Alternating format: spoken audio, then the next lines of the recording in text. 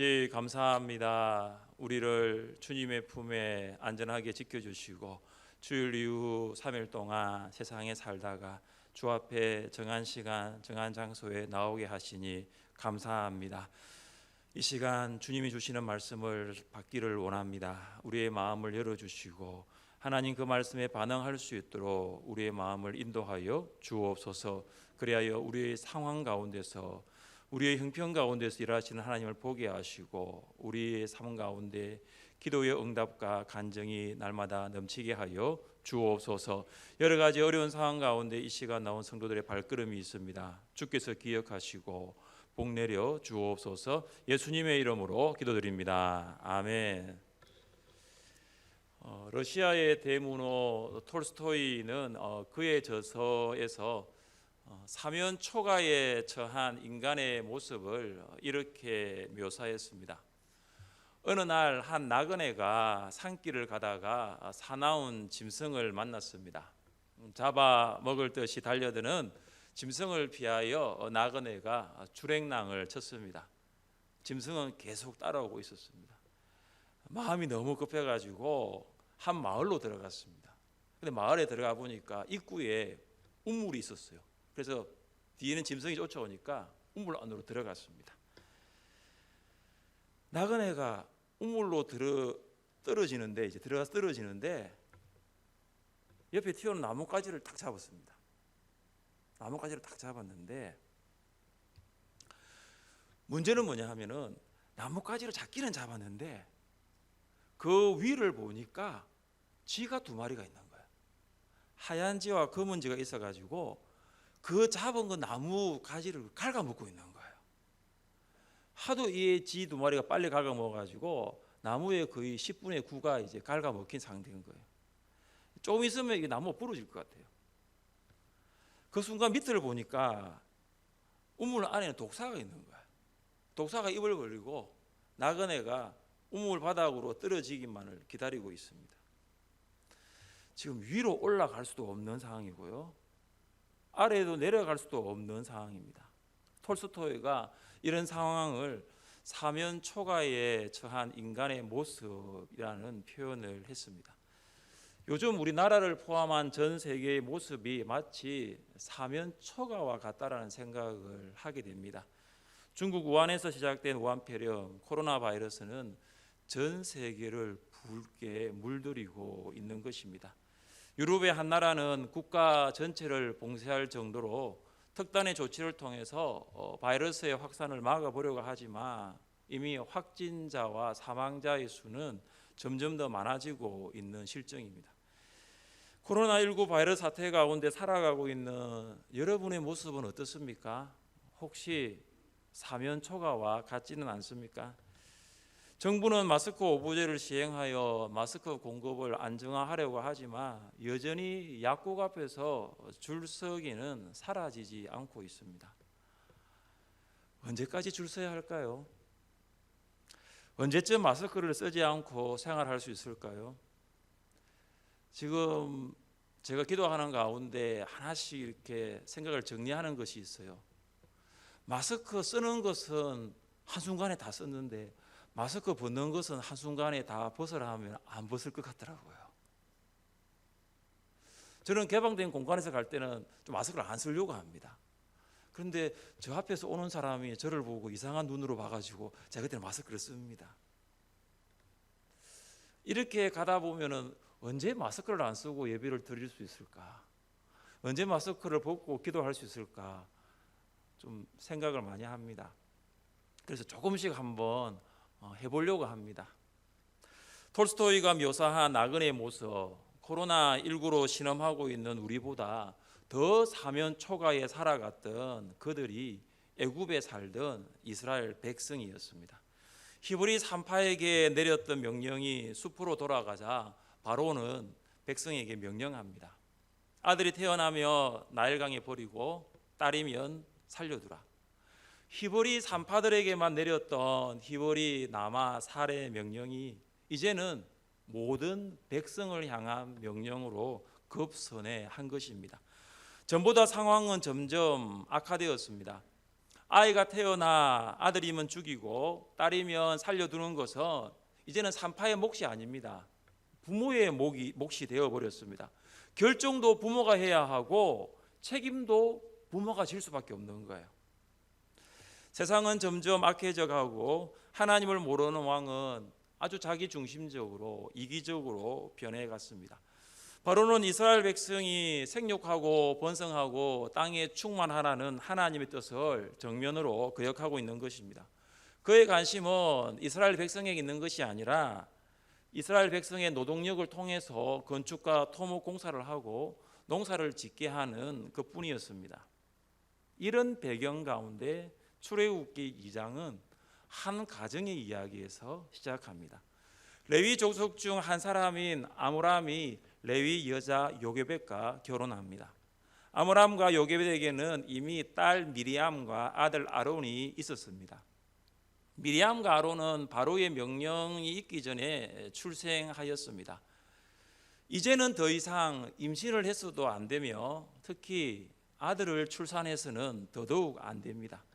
바로가 아들은 나일 강물에 던져 죽게 하려고 이미 명령을 내렸기 때문입니다. 그런 가운데 요게벳은 임신하게 되었고 아들 모세가 태어납니다. 모세는 정말 잘생긴 아들이었습니다. 다른 사람은 몰라도 아들을 낳은 엄마의 눈에는 모든 아들이 다 잘생긴 것 같습니다. 눈이 크든 작든 쌍꺼풀이 있든 없든 코가 오똑하든 그렇지 않든 엄마 보기에 아들은 모두 다 잘생긴 아들입니다. 2절에 사용된 잘생긴이라는 단어는 외모가 탁월한 것만을 말하지는 않습니다. 잘생긴이라는 히브리 단어는 토브입니다. 토브가 가장 먼저 나오는 성경이 창세기 1장입니다. 하나님께서 세상을 창조하신 후에 무엇이라고 감탄하셨습니까? 좋았더라. 토브. 그리고 하나님께서 사람을 창조하신 후에 무엇이라고 감격하셨습니까? 심히 좋았더라. 토브 메오드. 토브는 하나님께서 세상과 사람을 창조하신 후에 좋았더라, 좋았더라 감탄하시고 감격하신 것입니다. 요게벳이 모세를 보았을 때 하나님께서 사람을 창조하시고 토브 메오드 좋았더라, 심히 좋았더라 하셨던 그 하나님의 마음을 느꼈던 것입니다. 모세의 눈이 컸는지 쌍꺼풀이 있었는지 코가 오똑한지는 모르겠지만 요게벳은 그 아들을 하나님의 마음으로 보았고 그 아들 안에는 하나님의 형상이 있다는 것을 알게 된 것입니다. 잘생긴 이 토브는 창조와 관련된 단어입니다. 출애굽기의 저자 모세가 토브를 사용한 것은 하나님께서 바로의 폭정 가운데서도 새로운 일을 하시는 위대하신 하나님, 새로운 일을 시작하시는 하나님의 창조 사역을 말하고 있는 것입니다. 세상이 창조되기 전에 땅이 혼돈하고 공허하며 흑암이 깊음 위에 있었습니다. 그러나 하나님의 영은 새로운 일, 창조 사역을 위하여 수면 위를 운행하고 있었습니다. 바로 왕이 히브리 산파를 시켜서 나말을 죽이려는 계획이 실패했습니다. 그는 포기하지 않고 모든 백성에게 아들을 죽이려는 명령을 내렸습니다. 하나님께서 이런 사면 초가의 상황에서도 새로운 일을 시작하시는 창조주 하나님이십니다. 헬렌 켈러가 이런 말을 했습니다. 앞문이 막히고 옆문이 막히고 뒷문이 막힐 때 하나님께서는 하늘 문을 여십니다. 하나님께서는 새로운 일을 창조하시는 창조주이십니다. 정말로 여러분 힘드실 때 사면초가 가운데 계실 때 위를 보세요. 하늘 문은 한 번도 닫힌 적이 없습니다. 하늘은 열려 있는 것입니다. 모세의 부모는 그를 3개월 동안 몰래 키웠습니다. 아들을 나일강에 버리지 않고 키운 것이 발각된다면 부모는 큰 위험을 당할 수가 있습니다. 모세의 부모가 모세를 버리지 않고 양육할 수 있었던 것은 부모의 사랑이고 사랑에서 비롯된 용기입니다. 모세를 사랑한 부모는 목숨 걸고서라도 모세를 지키고 싶은 용기가 있었던 것입니다. 히브리서 기자는 이와 같은 모세의 부모를 어떻게 평가했을까요? 같이 한번 읽어보겠습니다. 믿음으로 모세가 났을 때에 그 부모가 아름다운 아이임을 보고 석 달 동안 숨겨 왕의 명령을 무서워하지 아니하였으며. 아멘. 히브리서 기자는 모세의 부모를 믿음의 전당에 이름을 올려놓고 있습니다. 모세의 부모가 서슬푸른 바로의 명령을 따르지 않은 것은 오직 하나님을 신뢰하는 믿음에서 비롯되었다라는 것입니다. 아므람과 요깶은 믿음의 부모였습니다. 그들은 하나님 안에서 모세를 보았고 하나님께서 모세를 통하여 새로운 일 행하실 것을 확신하였습니다. 그렇기 때문에 왕의 명령도 어길 수 있었고 그 명령을 무서워하지 않았던 것입니다.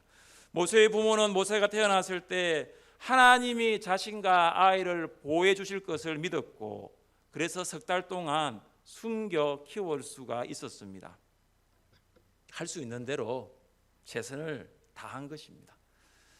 버틸 수 있는 데까지 버텨보았던 것입니다. 3개월이 지난 후 바로의 명령을 변경하기에는 너무나 역부족이었습니다. 모세의 울음이 우렁차 문지방을 넘어 바깥으로 새어 나갔습니다. 더 이상 모세를 집에서 숨길 수 없게 되었을 때 모세의 어머니가 어떻게 하였습니까? 함께 3절 말씀을 읽겠습니다. 더 숨길 수 없게 되매 그를 위하여 갈대 상자를 가져다가 역청과 나무진을 칠하고 아기를 거기 담아 나일강과 갈대 사이에 두고. 요깶은 더 이상 모세를 숨기면서 키울 수가 없었습니다. 더 이상 방법이 없었던 것입니다. 그때 요깶에서 나일강으로 나가서 갈대를 가지고 상자를 만들었습니다. 갈대는 나일 강변에 흔하게 자라는 수중식물로 높이 3m에서 4.5m에 이르는 파피루스입니다. 당시에는 이 갈대를 가지고 종이를 만들었고 배를 만드는 데 사용했습니다. 요깶은 파피루스 잎을 엮어 갈대 상자를 만들었습니다. 그리고 상자 안과 밖에 역청과 나무진을 발라서 물이 상자 안으로 들어오지 못하도록 방수 장치를 합니다. 그리고 모세를 갈대 상자 속에 조심스럽게 뉘었습니다. 그리고 나일강에 상자를 띄웠습니다. 누이 미리암은 동생을 누인 갈대 상자가 어떻게 되었는가를 보았습니다. 혹시 갈대 상자가 나일강의 거센 물결 위에 뒤집혀지지는 않는지, 나일강에 서식하는 짐승들이나 어류들이 갈대 상자를 지워 삼키지는 않는지 지켜보았을 것입니다. 사랑하는 성도 여러분, 어쩔 수 없이 자식을 버려야 하는 어머니 요깶의 심정이 어떠했을까요? 그리고 동생을 담은 갈대 상자가 나일강 물결 위를 떠내려가는 것을 지켜보고 있는 누이 미리암의 마음은 어떠했을까요? 그들의 마음은 말로 표현할 수 없을 정도로 매우 괴롭고 힘들었을 것입니다. 아들을 낳았는데 그 아들을 키우지 못하고 죽여야 하는 그 환경, 참으로 비참했을 것입니다. 더 이상 방법이 없을 때 요깶은 모세를 위하여 갈대 상자를 만들었습니다. 갈대 상자에서 상자는 히브리어 테바입니다. 이 테바가 사용된 곳이 성경에 있습니다. 노아의 방주를 가리킬 때 사용했던 그 방주와 갈대 상자의 상자 테바가 동일한 단어입니다. 하나님의 아들들이 사람의 딸들의 아름다움을 보고 자기들이 좋아하는 여자를 아내로 삼았습니다. 사람의 죄악이 세상에 가득하였고 사람이 마음으로 생각하는 모든 것이 하나님 보시기에 악하였습니다. 그래서 하나님께서는 죄악이 가득한 세상을 홍수로 심판하시기로 하셨습니다. 그러나 죄악에 가득한 세상 가운데 하나님과 동행하였던 의인 노아와 그의 가족이 있었습니다. 하나님께서는 노아에게 이렇게 명령하십니다. 너는 고페르 나무로 너를 위하여 방주를 만들되 그 안에 칸들을 만들고 역청을 그 안팎에 칠하라. 여기 방주가 바로 갈대 상자의 상자와 같은 단어입니다. 하나님께서는 죄악 세상 가운데서도 노아와 그의 가족을 구원하시기로 계획하신 것입니다. 노아가 방주에 역청과 나무지를 칠했듯이 요괴벳은 갈대로 만든 상자에 역청과 나무진을 칠했습니다. 방주는 배가 아니라 나무 상자입니다. 왜냐하면 방주는 노도 없고 돛도 없기 때문입니다. 방주는 속도를 조절하거나 방향을 조절하는 노와 돛이 없습니다. 그냥 물 위에 둥둥 떠다니는 나무 상자가 방주입니다. 갈대 상자도 마찬가지입니다. 속도와 방향을 조절하는 노도 없고 돛도 없습니다. 그러나 하나님께서 상자를 인도해 가십니다. 하나님께서 천하를 덮고 있는 홍수 가운데서도 노아 방주 그 나무 상자를 인도해 가셨습니다. 하나님께서 나일강의 세차 물결 가운데서도 갈대 상자, 그 작은 그 갈대 상자를 인도해 가셨습니다. 물 위에서 방주와 갈대 상자가 할 수 있는 것은 아무것도 없습니다. 오직 하나님의 인도하심에 모든 것을 맡길 뿐입니다. 하나님께서 홍수 가운데 방주 테바를 통해 노아의 가족을 구하셨습니다. 하나님께서는 남자아이들의 죽음 가운데서 갈대 상자 테바를 통해 모세를 구하셨습니다. 그래서 이 테바는 하나님의 백성을 구원하시는 하나님의 손길을 말합니다. 방주와 갈대 상자를 통해서 하나님께서 그들의 백성을 구원하셨듯이 하나님께서는 예수 그리스도를 통하여 우리를 구원하십니다.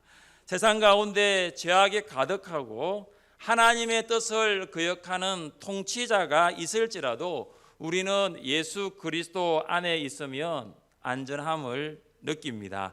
예수 그리스도 안에 있는 우리의 영혼 평안합니다. 사랑하는 성도 여러분, 코로나19 바이러스가 온 세상에 가득해지고 바이러스의 영향력이 성난 파도와 같이 우리를 삼키려 하여도 예수 그리스도 안에 거하는 여러분 될 수 있기를 간절히 바랍니다.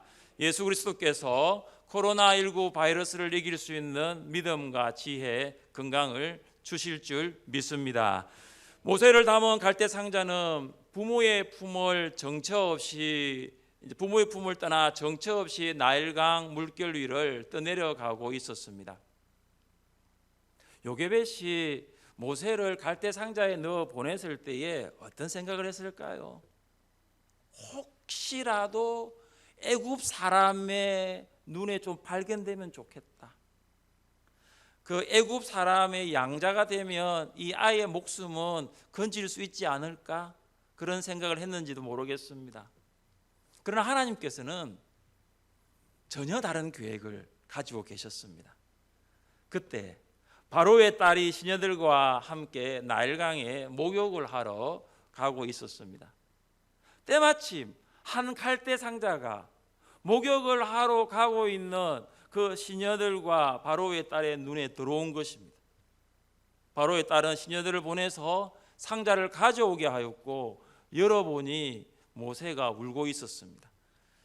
모세가 애굽 사람에게 발견된 것입니다. 그것을 발견한 사람은 남자아이를 모두 다 죽이려고 명령한 바로의 딸입니다. 자칫 모세가 위험에 처할 수도 있습니다. 히브리인의 아들은 죽음을 피할 수가 없습니다. 그런데 울고 있는 모세를 본 바로의 딸이 가졌던 마음이 불쌍한 마음이에요.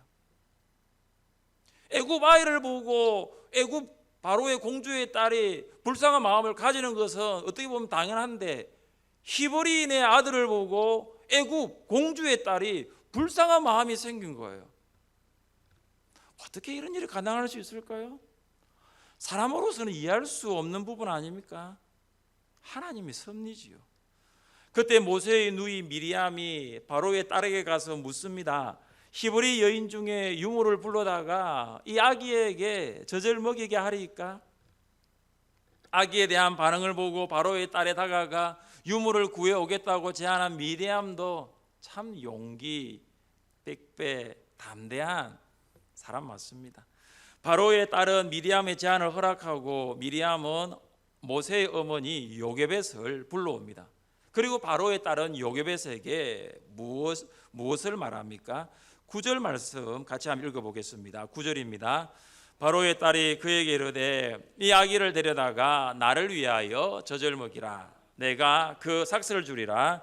여인이 아기를 데려다가 젖을 먹이더니 바로의 딸은 엄중한 왕의 명령이 내려진 상황에서 물에서 건져낸 모세를 왕궁에서는 기를 수가 없었을 것입니다. 이런 상황 가운데서 하나님께서 어떻게 일하십니까?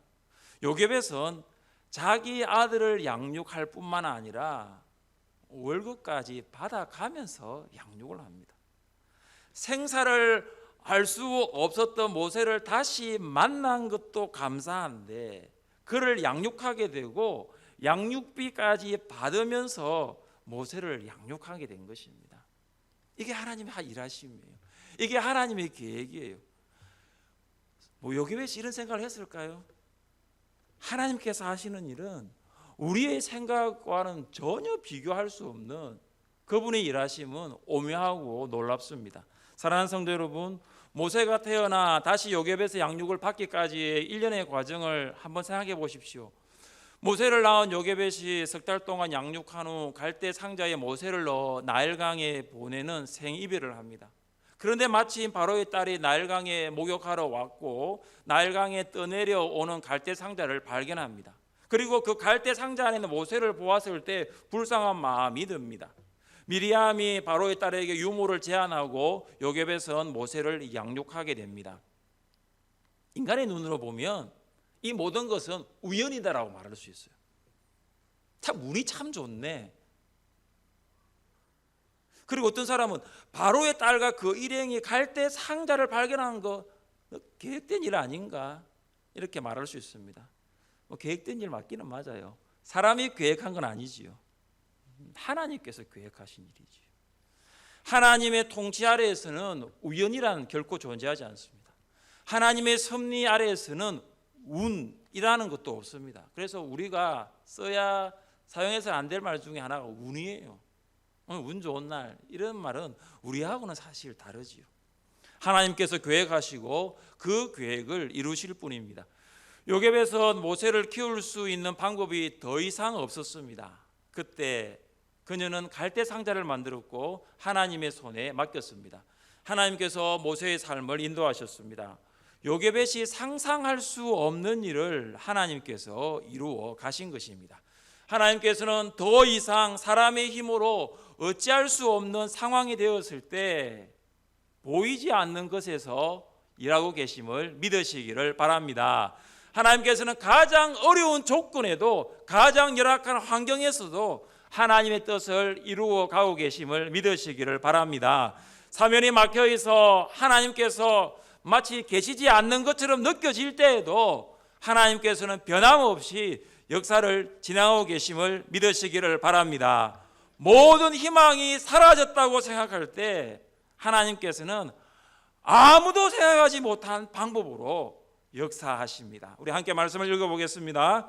우리가 알거니와 하나님을 사랑하는 자 곧 그의 뜻대로 부르심을 입은 자들에게는 모든 것이 합력하여 선을 이루느니라. 아멘. 사랑하는 성도 여러분, 현재 여러분의 힘으로는 도저히 해결할 수 없는 문제가 여러분에게 있습니까? 아무리 노력하고 애써도 문제가 해결될 가능성이 전혀 보이지 않습니까?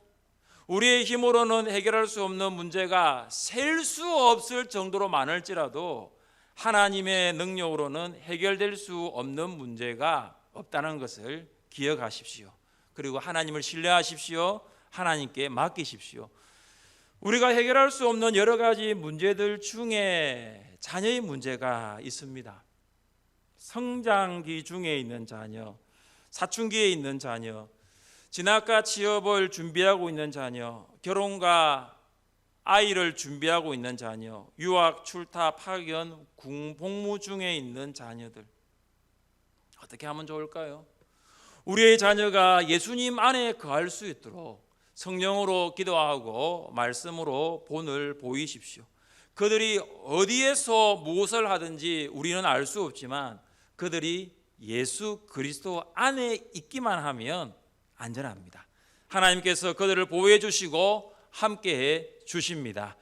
히브리인들은 3살 정도에서 젖을 떼는 것을 볼 때에 아마 모세는 요게벳의 품에서 한 3살까지 양육받았다고 볼 수가 있습니다. 요게벳은 한 3년 동안 모세를 양육하면서 아브라함과 이삭과 야곱의 하나님의 이야기를 해 주었을 것입니다. 그리고 날마다 이 아이를 축복하며 기도해 주었을 것입니다. 모세는 자라 바로의 딸에게로 데려가 공주의 딸이 되었습니다. 모세는 바로의 궁전에서 애굽 최고의 교육을 받으면서 자랐습니다. 모세의 이름은 바로의 딸이 지은 이름입니다. 애굽으로 모는 물이에요. 그리고 우세스는 건져냄을 받다입니다. 그러니까 애굽 이름은 모우세스예요. 그런데 이것을 히브리식 이름으로 바꾸니까 모세가 된 거예요. 바로의 딸은 나일강에서 떠내려오고 있는 갈대 상자에 그 아이를 내가 건져내었다고 해서 모세라고 지었습니다. 그런데 그 모세라는 이름 안에는 하나님의 섭리가 있다는 것을 우리는 부인할 수가 없습니다. 모세를 나일강에서 구원하신 하나님께서 이스라엘 백성을 애굽에서 구원해 내실 것이기 때문입니다. 하나님께서는 나일강에서 구원받은 이 모세를 통하여 한 민족을 구원하는 사람으로 준비시켜 가시는 것입니다. 사랑하는 성도 여러분, 더 이상 방법이 없다라고 생각할 때가 있으십니까? 하나님이 방법이에요. 다른 방법 찾지 마시고 하나님이 방법이에요. 지금 이 순간도 하나님께서는 우리와 함께 하시고 하나님께서는 우리를 위하여 일하고 계심을 믿으시기를 바랍니다. 하나님께서 우리 인생 가운데 일하고 계심을 믿으심으로 오늘도 내일도 하나님의 일하심을 경험하는 여러분 될 수 있기를 주님의 이름으로 축복합니다. 우리 함께 이 시간